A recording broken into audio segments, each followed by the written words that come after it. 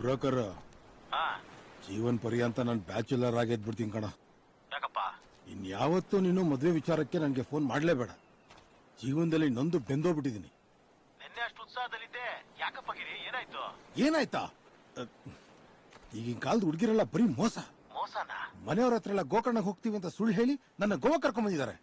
ಮನೆ ಹತ್ರ ಹತ್ಬೇಕಾದ್ರೆ ತಾವ್ರೆ, ಇಳಿಬೇಕಾದ್ರೆ ಕ್ಯಾಬ್ರೆ. Thank you. ಆಶೀರ್ವಾದ ಮಾಡಿ. ಪ್ರಸಾದ ತರೋದ್ ಮರಿಬೇಡ. ಆಯ್ತಣ್ಣ. ಹರಕೆ ಹುಂಡಿನ ತಗೊಂಡ್ ಹೋಗಿ ಜೋಪಾನವಾಗಿ ದೇವ್ರ ಹುಂಡಿಲ್ ಹಾಕಮ್ಮ. ಆಯ್ತಜ್ಜಿ.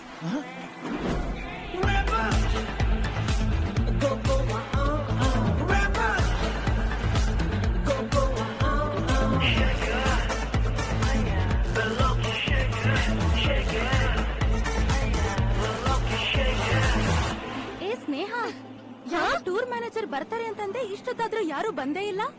ಇನ್ನೇನ್ ಟೈಮ್ ಆಯ್ತು, ಬರ್ಬೋದು.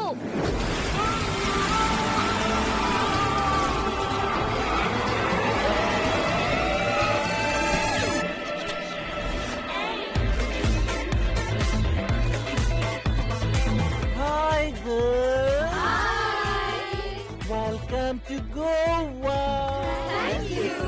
ನಾನು ನಿಮ್ಮ tour manager all in Ambuja. With tagline, ask me anything. 12 o'clockಗೆ ಚೆಕ್-ಇನ್ ಟೈಮ್. ನೀವು ನಿಮ್ಮ ಔಟಿಂಗ್ ಎಲ್ಲ ಮುಗಿಸ್ಕೊಂಡು 11:45ಗೆ ಬಂದ್ರೆ ಸಾಕು. ಮಾರ್ಕೆಟ್ ಅಲ್ಲಿ